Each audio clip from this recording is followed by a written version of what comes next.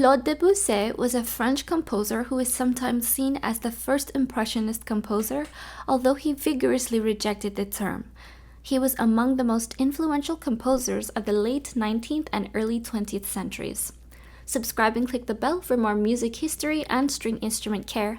Give this a like and sign up to our newsletter linked below for even more insights. Debussy, born on August 22, 1862 in Saint-Germain-en-Laye, France, came from a middle-income family where both parents were business people with cultural involvement that was barely existent. He was admitted to the Conservatoire de Paris, an elite music school, at a young age to study music. He honed his skills over the years, culminating in the famous Pelléas et Mélisande opera in 1902. Although Debussy is known all over the world, even up to this day, there are many things about him that aren't much known. He started college at the age of 10. Debussy showed enough musical talent to be admitted to the Conservatoire de Paris Music College at just 10 years old. He was said to be enjoying playing the piano so much that his parents thought he would be a piano virtuoso. While at college, he developed a unique music taste and created innovative compositions, much to the displeasure of the professors. Unfortunately, the disapproval of his style meant that he lacked the support he required to develop his skills quickly.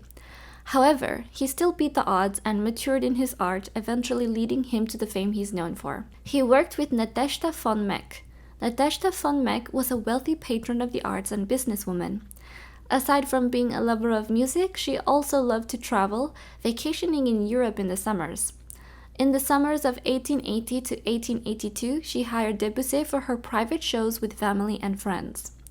She also arranged for him to teach her children piano lessons.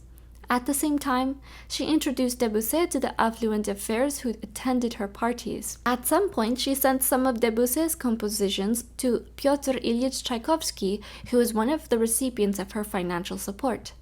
Unfortunately, the old Russian composer was not impressed and criticized much of Debussy's work. His style ran out of favor at the Prix de Rome. Debussy entered the Prix de Rome music competition a record 3 times.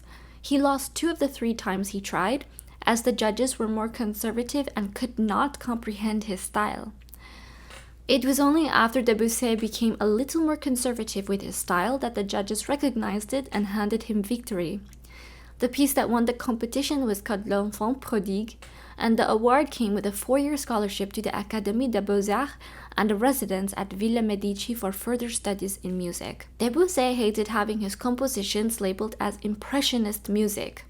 He felt that Impressionism was a way critics tried to box his innovative works of art into a fixed mindset. According to Debussy, he was trying to do something different apart from everyone around him, and the style was good. However, because critics were stuck in their old ways of thinking, they couldn't understand what he was doing and had to rely on his moniker to make sense of his works. Until his death, Debussy did not accept the Impressionist artist title. As author Marcel Dichy puts in his biography of Debussy, there were women at each end of Debussy's career crossroads. His allure and success attracted women like ivy to a wall. Debussy first lived with Gabrielle Dupont for 10 years as he made a name for himself. However, he unceremoniously left her and married Rosalie Techier, a model. After 5 years with Rosalie, he divorced her for Aimé Bardac. They stayed as lovers for 5 years before marrying and having their only child. Many other women in his life did not come into the limelight. However, Debussy's relationships with women were complex and intense, leaving his wife to attempt taking her life with a gun after he left her and scandalizing many close friends and supporters. He transformed Cauer Violins' poem into music. One of the most Debussy piano pieces ever produced was called Clair de Lune. The piece was the third of his 4th movement work pieces called Suite Bergamasque in 1890. However, he decided it was not good enough for production and remastered it several times before finally publishing in 1905. The piece contains excerpts and draws inspiration from a poem called Clair de Lune by Cauer Violins. This poem talked about moonlight and the beauty of songs blended with its light while praising the amazing features of nature. He left unfinished operatic projects. Debussy only published 1 opera before his death.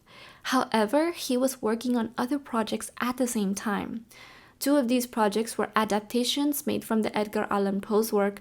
The first piece was titled Le Diable dans la Belle Foy, and was adapted from a story by Poe called The Devil in the Belfry. The second piece was called Chute de la Maison, Usher, and was based on a short story called The Fall of the House of Usher. Sadly, he did not have enough time to complete and publish them. His published opera was a 5-act story. The only opera that Debussy published, Belles et Mélisande, was a 5-act love story that propelled him into fame. This act premiered at the 1902 Opéra Comique that was held in Paris. The libretto was based on a play by Maurice Maeterlinck that had the same name. Debussy's opera is centered on a love triangle in which a prince rescues a girl from the forest, only for her to become attached to his half-brother, which causes the brother's feelings of jealousy and leads to death. The girl later dies while giving birth. In yet another excellent adaptation of a poem, Debussy tells a story about the dreams of a half-human creature called Fawn. The piece was called Prélude à l'après-midi d'enfant and was adapted from a poem by Stéphane Mallarmé. Debussy's symphonic orchestra debuted in 1894. In his words, Debussy said that his piece did not try to interpret the famous poem, but instead added the scenes that succeeded the story. Debussy received the news that he had colon cancer in 1909. This was the start of a rapid downward spiral in his health. He died on March 25, 1918, when France was engaged in the Battle of the Somme in World War II. His funeral took place in deserted streets as everyone had hidden from the approaching German army. Debussy was laid to rest alongside other great names such as Edith Piaf, Jim Morrison, and Oscar Wilde. However, his body was later moved to Passy Cemetery after the Germans bombed this cemetery. Debussy will always be remembered as the forefather of 20th century music. Don't forget to subscribe and click the bell for more music history and string instrument care. Give this a like and sign up to the newsletter linked below to never miss a post. Thanks so much for watching, and we'll see you next week.